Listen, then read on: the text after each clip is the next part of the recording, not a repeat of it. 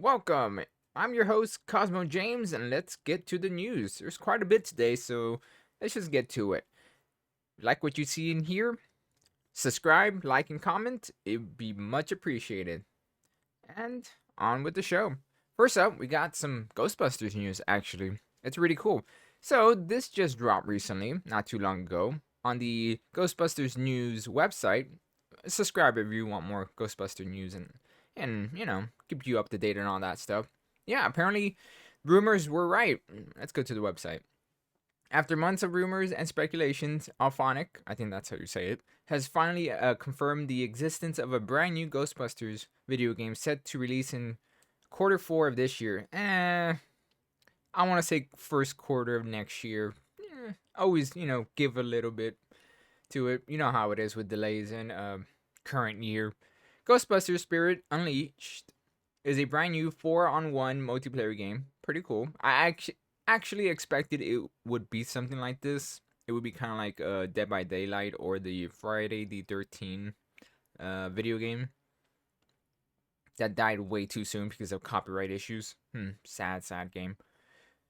A multiplayer game that lets you either take control of a customizable would-be Ghostbuster. That's pretty cool. I like that. Or instead play as a ghost. Oh, that's cool. So yeah, this game is actually going to release on the 4.5, PS4, 5, the PC, the Epic Game Store, and games. And I was gonna say GameStop for some weird reason. Sorry, Xbox Series X, S, and One. Poor Switch. Left out as always. Maybe eventually it'll come out, and I will most likely double dip because, yeah, I'm just like that. But yeah, you get to customize your Ghostbusters. Not much info. The trailer is up, so if you want to see it, go to ghostbustersnews.com. I'll put it in the description so you guys could check it out. It's pretty cool. Can't wait to try it out and see more info about it. Next, we have, well, this one's a quickie because I couldn't get much more info because I have to pay for a subscription to the Telegraph. Yeah, I'm not paying that. But the quote was actually pretty true. Andrew Garfield. If we only let people play exactly who they are, it would be the death of imagination. How is he wrong? He's right. It's true. But just this day and age, again, people just seems to be fixated on only one specific person playing for one specific thing, and that's not possible. It's true, we need to get more people to play other people, and that's fine if you want to get real transgenders playing transgender people and people that have no legs to play people with no legs or something like that. That's fine, it's cool, but sometimes that's not possible. Sometimes you need a big star to push something, and you need them to play that character. That's what it's called. Sorry. That's why it's called acting. But yes, Andrew Garfield is, yeah, he's right. Nothing but the truth here. He's been making a comeback, and I'm happy for this guy. Yeah. Uh, I never liked his Spider-Man, but after No Way Home, they actually pushed it up. So who knows? Hey, why not make a 3? Why not make a 3, part 3, and give it to the people that worked on No Way Home and see how that goes? Because honestly, it could work. Well, best of luck to Andrew. Next up, we got some more interesting news. Apparently, Christina Ricci, she looks good for her age. Holy shit, she's like maybe 2-3 years older than me. That's not fair. Anyways, has been cast as Tim Burton's Wednesday, Adam, series for the Netflix series for Netflix. Sorry. So she's gonna play. She plays a new character, not an older version of Winston. Oh, that's what's the point? Okay, okay. Well, this is gonna be stupid already. It's already in the wrong foot. Come on, people. Come on. You could just voice for her. It's not like they can't make her voice a little, squeakier, or not squeakier, but childish. It's a voice acting gig. If it's gonna be animated, because it kind of looks like it would be, or maybe it's actually not animated and it's live action. I I guess. I don't know. If it's animated, I don't know why she's not voicing her because she could just do it. It's voice acting. But if it's live action, I guess. I we'll see how this one turns out, I guess. It's just kind of weird, but okay. That's cool, I guess. Yeah. That's all I got with this one. This one kind of blindsided me because I read it and I thought, "Oh, she's going to probably play Wednesday Adam. That's going to be cool. She's coming back to reprise the role." Reprise, sorry. Nope, she's not. So, going on, so some good news if you're a big fan of Godzilla vs. Kong. Apparently, there's a new one already being filmed, so get excited. I never seen it. I heard it was fun, stupid fun. So, what do you expect when you got a giant gorilla versus a giant lizard? So, see, untitled sequel to Godzilla vs. King Kong will begin filming in Australia later this year. So yeah, that sounds pretty cool. If everything goes right, probably late next year, I could see it coming out. You know, production wise, they have to do stuff, but that's cool. Hopefully, this time they focus more on the fighting and the giant monsters. They really just need to do that. What's so wrong of having a movie just focus on the monsters? Maybe it would just be too expensive. This is why they don't do it. Well, if that's true, they make the side story with the humans better. That's the only thing I can think of. Heart this. I'll eventually do want to watch Godzilla versus Kong, but it's on my list, a long list. Next, we have some surprising. Okay, wait, not that surprising news. G4 TV's senior vice president Blair Hitter, Blair Hitter, exits network after telling viewers who disagreed with Frost's rant, "Don't watch us." Well, surprise!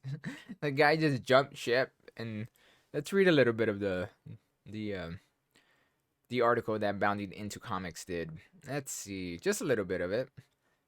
Just a little over 2 months after declaring he was proud to work at a place that makes stuff like X-Play host Indiana Frost. All right, that's her first name. No wonder she's crazy. She's named after a state. Anyway, sorry. Blacks. That's her last name, huh? Indiana Black. Okay, well, that's a pretty cool name actually.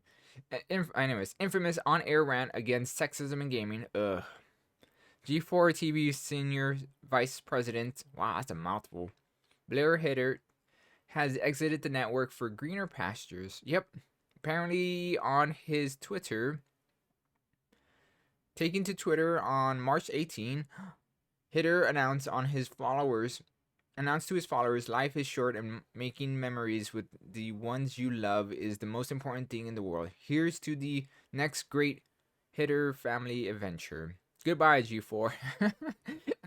And America, he added before revealing his new place of employment. Hello, Team Liquid and France. Wow. So he just booked it. He even booked it out of the state. I mean, out of the wow. Not state. Well, out of states, I guess you could say that. Out of the country. He literally got out of the country and he didn't want to deal with this stuff anymore. Huh. That's funny. Well, that would explain why G4 has been going through a lot of growing pains and changes. This guy probably left, and the new people that came in saw the mess he made, and Frost made, and like, no, we need to fix this. Ooh, what a whiplash of all this happening. Well, what are you gonna do? Not watch, I guess. Yeah, let's keep going.